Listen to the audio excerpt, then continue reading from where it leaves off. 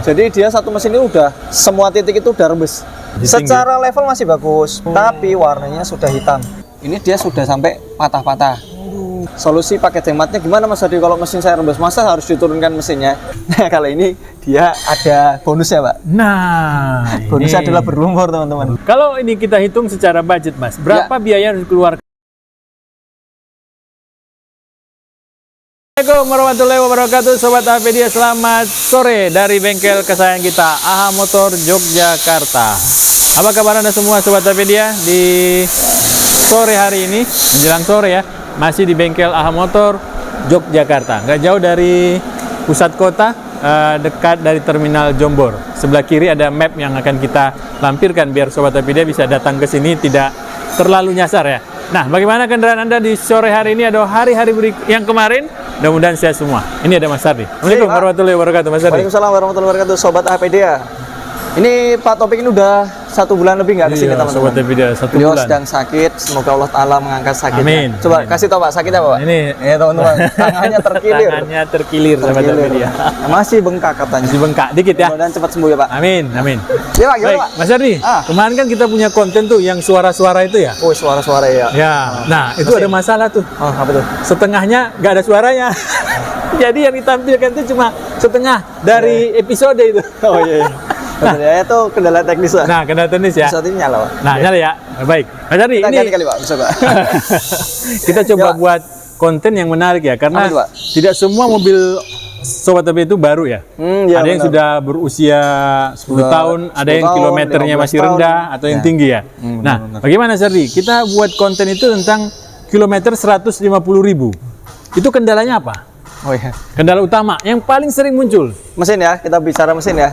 Oke. Atau kaki-kaki. Atau iya, Ya, mesin mungkin aja dulu bisa aja. mesin dulu ya. Mesin Oke, dulu. baik, baik. 150.000 km Iya, pada 150.000. bagian mesin itu rata-rata dia mengalami rembes Pak.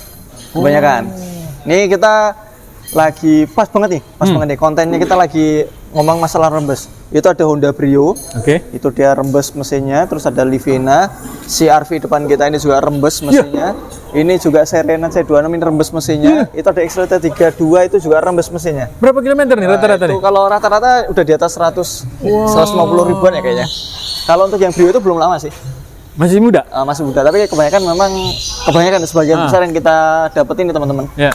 Itu dia rembes di o-ring-o-ringnya kayak gitu. Nah, kita bicara yang 150.000 km. Ya, baik. Ada nih Honda CR-V. Nah, ini dibungkus rapat banget ini teman-teman.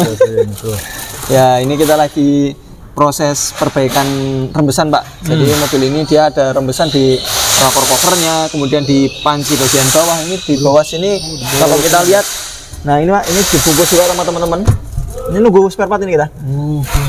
Ini dia mengalami rembesan. Biar nggak kena debu ya? Ya, biar nggak kena debu. Nah, kita bicara di atas dulu aja Pak. Yang kebanyakan gini, kalau kita bicara masalah rembesan itu memang sudah menjadi langganan Pak. Langganan buat mesin-mesin yang sudah sepuh atau tua. Misalnya kita ngomong 150.000 km. 150.000 km itu kalau bicara waktu berapa tahun itu kan. Kebanyakan mobil itu kan kalau misalnya dia normal mobilitasnya itu rata-rata 1 tahun itu kan ada yang sampai 20.000 kilo Pak. 20.000 ya? Anggap aja dia 20.000 kilo. Berarti 150 dibagi 20 ya kurang lebih sekitar 7 sampai dengan 10 lebih tahunan gitu. Anggap aja masyarakat kita jarang sekali sampai 1 tahun itu 20.000 km jarang. Anggap aja misalnya 1 tahun itu 15.000. Berarti kan 150.000 ya? 150.000 kan berarti 10 tahun. 10 tahun kita ya. Anggap aja CR-V ini gen berapa? Gen 3 ini Pak. Ya. Nah, gen 3 ini dia mengalami rembesan nih. Dia kalau bicara umur anggap aja dia sudah 10 tahun ya, misalnya dari tahun 2015-an. Nah, ini kan kita kalau di sini kita saksikan ini ngapunten teman-teman. Ini kan di beberapa item spare part yang sudah kita gundulin, Pak. Kita buka. Nah, terutama yang paling rawan ini adalah rocker cover. Ini area rocker cover dan beberapa sih ada yang di EGR, ada yang di kalau bahasanya itu VTEC ya atau VVTi kalau Toyota ya. Toyotanya itu kan teman-teman banyaknya gitu. Terus Silbuci dan sebagainya. Nah, ini udah kita proses buka Pak dan ini udah kita bersihkan ya, termasuk cover timingnya ya. Ini kena juga cover timing? Ya, cover timing juga kena. Jadi kalau kita bicara masalah rembesan itu Pak, yang paling utama, yang paling kita kerjakan dulu adalah rembesannya ini kita lihat dulu nih. Misalnya kita mau ngambil paket hemat, ya. Solusi paket hematnya gimana Mas Hadi? Kalau mesin saya rembes, masa harus diturunkan mesinnya? Ya enggak juga gitu. Kayak CR-V ini. Secara bentuk kasat itu satu mesin itu udah penuh Pak. Jadi dia satu mesin itu udah ibaratnya semua titik itu udah rembes gitu. Tapi kan kita menginginkan biaya yang tidak begitu mahal, sehingga tanpa harus kita turun mesin. Karena kan gini, turun mesin itu memang pengerjaannya enak, gampang. Tapi kan ada efek lainnya, biayanya mahal. Kemudian yang kedua nanti kalau kita nyopotin baut knalpot ini yang ada di head itu rata-rata bautnya pada selek, pada patah. Nah, itu kan ada masalah baru yang timbul yang itu tidak diprediksi. Gitu. Sehingga customer yang menginginkan biaya yang nggak begitu mahal dan juga kita pengerjaannya juga tidak begitu panjang waktunya, ya akhirnya kita coba pilih dulu apa yang menyebabkan dia rembes. Biasanya rembesan itu kan terjadi misalnya satu mesin nih basah. Kalau misalnya mau dibereskan secara temporary, yaitu yang paling urgent dulu, itu adalah yang kita bersihkan atau yang kita perbaiki itu adalah yang paling atas. Jadi kalau misalnya mesin ini satu mesin dia basah, maka yang kita beresin yang paling atas dulu. Nah, yang paling atas misalnya rocker cover kita buka dulu. Tapi ini delalah pas posisi ini di cover timingnya itu udah terlihat Pak. Dan kalau mobil ini kan misalnya kita mau melepas cover timing itu kan panci bawah juga harus dilepas. Jadi panci bawah dilepas untuk melepas cover timing. Yang samping ya kan? Ya, kalau samping misalnya dilepas terus bawah nggak dilepas nggak bisa, masih terikat. Akhirnya apa? Untuk mobil ini ya sudah rocker cover, panci bawah sama cover timing ini kita sekalian. Jadi kalau untuk yang antara head sama blok itu enggak kita apa-apain karena kita kemarin cek kompresinya itu masih aman. Kayak gitu. Sehingga hanya untuk menyembuhkan ininya saja, customer menginginkan menyembuhkan rembesan oli yang ada di mesin saja, maka kita ambil opsi yaitu kita pretilin dari mulai rocker covernya, panci sampai dengan cover timingnya. Nah, yang bikin kehati-hatian adalah cara kita menggantungkan mesin. Karena kan mesin ini kan dipangku oleh cover, ini Pak, engine mounting sebelah sini.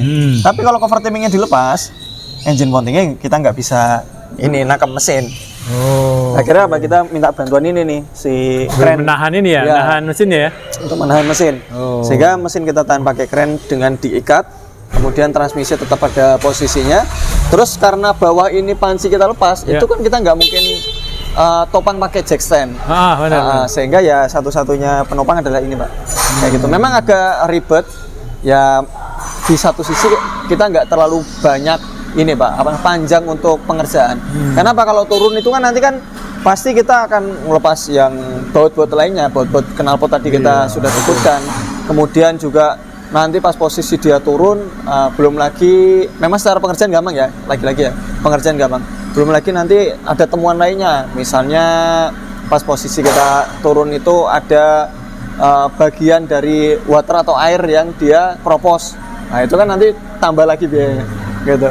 Akhirnya ini untuk yang sistem-sistem air, nah ini kayak selang-selang ini nggak kita lepas, ini selang, ada selang air ini nggak kita lepas. Tujuannya adalah yang kita perbaiki hanya di sektor mesinnya saja.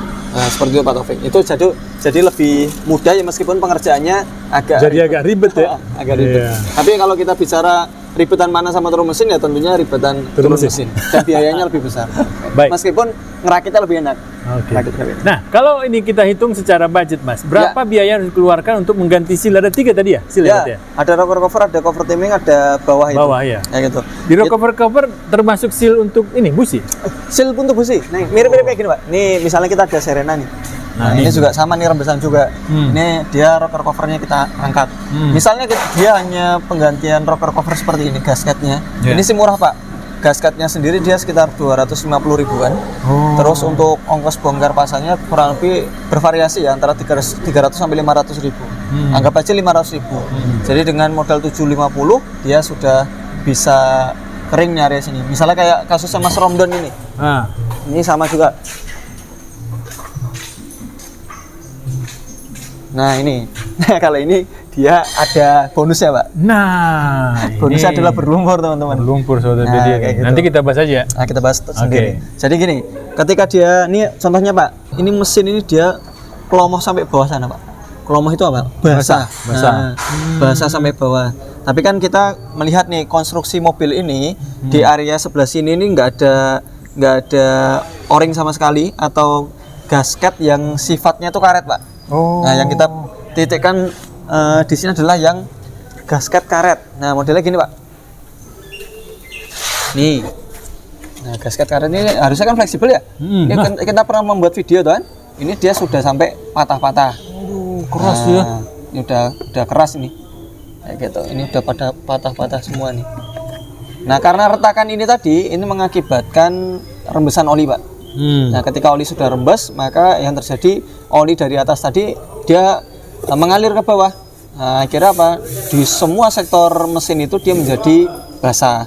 Nah, kalau kita saksikan kembali di sini, ini kalau kita lihat, nah ini Pak Taufik, ini kan dia kan posisinya di sini nih. Ini dia keluar pertama rembes oli di sini. Meskipun dia di bawah itu basah, maka kita jangan terkecoh. Kita coba fokus concern untuk pengerjaan perbaikan rembesan itu dari bagian atas dulu. Ini kayak ini. Misalnya gini, ini kan ada titik-titik sealer yang tadi kita misalnya contoh CR-V tadi. CR-V tadi kenapa kita turunkan cover timingnya? Karena di sealernya sini itu sudah ada oli yang keluar, Pak. Sehingga kalau sudah ada oli yang keluar, posisi dari bagian atas itu udah pasti penyebabnya adalah itu. Jadi kita selain bongkar rocker covernya, itu kita juga bongkar cover timing yang samping. Tapi ini pun juga sama. Kalau bongkar mobil ini cover timing yang samping, maka kita harus melepas panci yang bawah. Nah, kayak gitu. Baik. Nah, kalau kita kembali ke harga, Mas Ardi, ya, berapa biaya yang dikeluarkan untuk penggantian 3 seal tadi? 3 seal tadi, saya tak lihat, Pak. Ya, untuk yang mesin tipe kayak gini itu habisnya sekitar 1,8 sampai 2,5 jutaan, Pak. Itu baru spare part ya? Itu termasuk jasa. Oh, udah termasuk jasa. Karena yang mahal itu kan jasanya. Oh iya, spare partnya murah ya? Spare murah. Model kayak gini misalnya 250.000, terus sealer itu mungkin satu packnya itu paling mahal-mahalnya sekitar 120.000. Kalau misalnya genuine mahal. Yang Nissan genuine itu sealer warna merah itu 700 ribuan. Sealernya aja? Sealernya aja. Gitu. Nah, tapi kalau untuk yang kita pakai yang made in Jerman itu yang biasa teman-teman Mercy sama BMW pakai. Nah, itu kita juga pakai itu. Jadi warnanya itu lebih sama mirip kayak pabrikan kayak gini. Cuman kalau pabrikan ini kan ada kayak abu-abunya ya. Kalau dia cenderung kepada hitam. Oh, agak hitam lagi ya? Iya, jadi gelap ya. Ada tuh kita pernah bikin konten yang memperbaiki rembesan mesin. Nah, itu pakai sealer yang warna merah. Itu banyak dihujat. Jangan pakai warna merah dong, Mas. Padahal merah tuh mahal banget itu, teman-teman. Yang Nissan punya tuh mahal. Nah, baik, kita kembali lagi, Pak.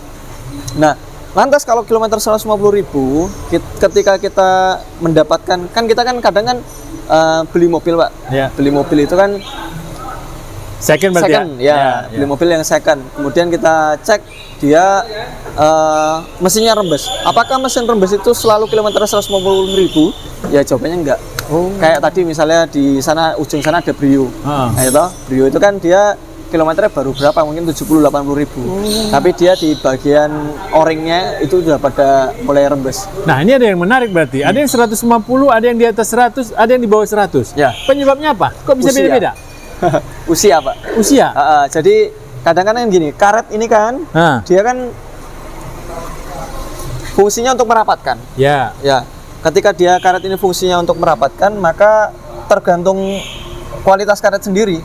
Jadi ketika karet ini mungkin dia baru dipakai 80.000 km, tapi ternyata usianya sudah mendekati 7 tahun atau 10 tahun, maka dia akan cenderung gapuk. Atau mungkin juga konstruksi, Pak.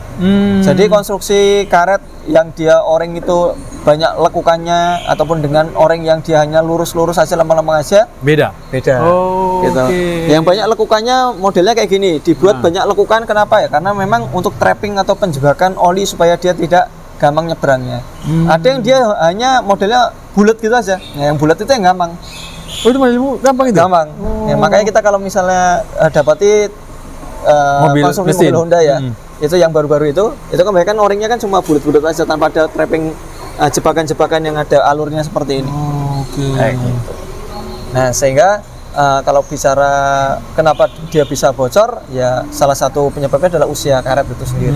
Gitu. Tapi memang kebanyakan karet itu usianya kalau udah 5 tahunan itu udah mulai menunjukkan getas, Pak. Menunjukkan kerapuhan. Sama kayak ban, kayak karet boot, as roda, boot power steering, gitu kan. Termasuk molding pintu. Itu kalau dia sudah 5 tahunan itu biasanya lebih rentan lagi mengalami retakan. Terlebih kalau dia bersinggungan dengan panas. Kayak gitu, Pak Taufik. Baik, Mas Ardi, efek terburuk dari kebocoran seal ini di mesin apa? Tentunya oli mesin. Jadi oli mesin kapasitasnya akan senantiasa nyusut. Gitu. Kenapa? Karena ada rembesan. Jadi kapasitasnya menjadi berkurang. Itu yang pertama. Yang kedua, semakin banyak kotoran yang nempel di mesin, maka efeknya nanti adalah proses ini, Pak, proses pembersihannya agak semakin susah lagi. Terus nanti kalau misalnya semakin banyak oli yang netes, maka partikel lainnya seperti misalnya kalau di sini ada fan belt itu terkontaminasi, jadi fan belt cepat bunyi. Kemudian nanti kalau misalnya di garasi parkir bocor, nah itu dia bikin kotor kayak gitu. Itu ada banyak sekali efek sampingnya. Tapi yang jelas oli mesinnya ini dia akan berkurang lebih cepat. Efeknya kalau oli mesin berkurang lebih cepat, berakibatnya pada keausan daleman mesin. Gitu. Makanya timbul bunyi yang sering banget kita buatin video gitu, Pak. Gitu. Mas, itu berapa liter biasanya hal-hal terburuk yang terjadi kalau bocor seal loh? Ya, bocor seal itu tergantung, Pak. Kalau dia posisi yang bocor itu adalah seal crankshaft. Seal crankshaft berarti samping ya? Samping antara mesin sama transmisi, sama kayak mobil ini, Pak. Ini dia bocor seal crankshaft. Tapi udah diperbaikin. Jadi dia ketika seal crankshaft ini dia bocor, itu dia lebih cepat. Kenapa? Karena crankshaftnya kan muter. Crankshaftnya muter. Ketika sealnya dia bocor, maka sesuatu yang muter ini tadi akan senantiasa teraliri oli, sehingga dia cepat keluar, cepat netesnya. Itu kalau yang kita pernah dapatkan, sisa yang dulu pernah kita buat konten juga, Pak. Nissan Mars itu ya. Nissan Mars. Itu kan tinggal berapa liter itu? Nggak sampai 1 liter ya? Nggak nyampe 1 liter. Gitu. Setengah liter pun juga mungkin nggak ada, karena indikator olinya sampainya. Itu bahaya kalau dia seal crankshaft. Nah, kalau seal yang mesin, dia perpak bagian atas saja, bukan bawah ya. Bagian atas ataupun cover timing bagian atas itu paling sisa habis-habisnya dengan pemakaian penggantian oli yang rutin, itu paling 1 liter, Pak. 1 liter. Kalau misalnya kapasitas mobil 5 liter ya berarti tinggal 4 liter plus penguapan. Itu pengaruhnya buat mesin. Kalau jalan hanya tinggal 4 liter bagaimana? Aman. Masih aman. Karena kan gini, kita kan senantiasa ngecek ini kan, Pak, oli. Nah, oli ini kan ada 2 titik ya. Titik H sama titik L. Ini sama ini ada tulisannya nih. H sama L. Nah, itu biasanya kalau cuma habis liter untuk kapasitas yang 4 liter ya, itu paling cuma di sini, Pak. Separuh. Kadang posisi L itu masih ada sekitar 3 literan. Iya. Kadang L itu masih 3,5 kadang juga, tergantung ini sih bentuk pancinya. Makanya dia L itu sebenarnya nakut-nakutin. L itu nakut-nakutin. Tapi kalau udah tidak tersentuh dipstick, itu bisa 2 liter atau mungkin di bawahnya. Jadi tidak terlalu bahaya ya? Kalau sisa 4 liter itu masih aman berarti, Mas? Masih aman. Kalau dari 5 liter terus sisa 4 liter itu masih aman. Tapi kalau dia 20 liter misalnya. Habis itu. Baik. Nah, Sobat Tapedia yang sudah memiliki kendaraan 150.000 km, ternyata tidak hanya di 150 kejadian ini terjadi. Di bawah 150 juga terjadi. Nah, tipsnya apa, Mas Ardi? Ini, tipsnya adalah senantiasa kita cek oli mesin. Jadi di sini ada dipstick ya. Nah, itu senantiasa dicek kayak tadi kita ngecek, teman-teman. Caranya gimana? Caranya adalah seperti ini. Ini kita lap dulu. Untuk mengetahui kondisi aktualnya, itu kita harus lap. Setelah dilap, kita harus saksikan parameter apa yang kita gunakan untuk mengetahui level oli. Nah, kalau misalnya dia ada garis-garis dengan tulisan H, maka itu adalah titik maksimalnya. Kalau misalnya dia ada garis-garis terus tulisannya L, itu adalah minimalnya. Kalau ini dia kan lubang. Nah, beberapa ada yang garis, beberapa ada yang lubang. Nah, kalau kita melihat di sini, berarti harapan saya oli mesin itu jangan lebih jangan kurang dari ini, dari L. Gitu. Kenapa? Kalau kurang dari L berarti dia sudah posisi di low tuh, maka harus ditambah atau diganti. Tapi kalau misalnya dia H dan posisi masih di titik seperti ini, maka kondisinya aman. Kita ambil contoh mobil ini yang cek ya, kondisinya sudah berlumpur. Nah, seperti itu. Sip. Nah, ini setelah kita tadi lap ya. Ini kan kondisinya masih di H. Oh, iya masih Secara level masih bagus. Berarti dia tidak ada penguapan berlebih atau kebocoran di bawah. Dia ada kebocoran di atas, tapi di kebocoran di bawah nggak ada, sehingga levelnya masih terjaga. Tapi warnanya sudah hitam. Tuh, hitam nih. Jadi ini warna hitam ini udah kurang bagus nih kualitas pelumasannya, sehingga kita sarankan untuk dilakukan penggantian. Berarti Atau mungkin juga hitamnya karena lumpur. Lumpur tadi ya, ini karena ini pengaruhnya Sobat Topedia. Sebaik apapun olinya, kalau dimasukin ya tetap kembali kayak hitam ya. Betul, jadi akan mengontaminasi. Ini kalau kayak gini teman-teman, ini kita tidak sarankan untuk di engine flush. Kenapa? Kalau di engine flush itu mengakibatkan, meskipun nggak semua ya, tapi potensi untuk bergugurannya ini Pak. Iya. Berguguran. Ini yang berguguran nih. Iya. Ini kalau ini dia sampai gugur, maka dia akan menjadikan lubang pelumasan menjadi tersumbat. Padahal kalau lubang pelumasan tuh kalau misalnya kita bicara melalui ukuran milimeter, itu paling sekitar 5 Pak, paling gede-gedenya. 5 mili. Ini sayangnya di sini nggak terlihat ya. Kalau saya bisa gambarkan kurang lebih sekitar segini Pak. Ini 3 mili. Nah, ini paling sekitar, ini terlalu kegedean ini. Ya paling sekitar segini. Antara 3 sampai 5 mili. Kayak gitu. Jadi kalau pas kita lagi turun mesin tuh biasanya kita bisa menjelaskan lebih detail untuk lubang pelumasannya. Kecuali main lubrikan ya, atau lubang pelumasan yang utama itu bisa besar. Tapi untuk yang ke substansinya itu akan semakin kecil lagi. Terlebih kalau yang masuk ke sprocket. Nah, itu semakin lebih kecil lagi ya. Baik, ternyata tipsnya sangat sederhana Sobat Topedia. Hanya rutin cek oli. Iya.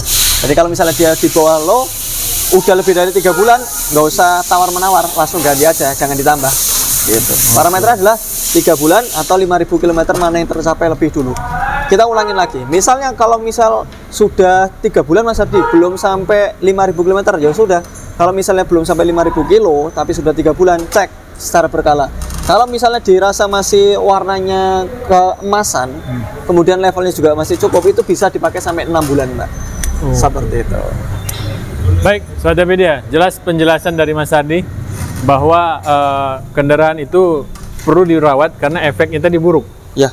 Ya, meskipun hanya seliter kosong, lama-kelamaan lebih dari seliter kali Mas ya? Ya betul Pak. Oke. Dan itu akan mengakibatkan keausan, ditandai dengan adanya bunyi kasar. Oke. Gitu. Semoga video dari kami bermanfaat. Assalamualaikum warahmatullahi wabarakatuh. Waalaikumsalam warahmatullahi wabarakatuh.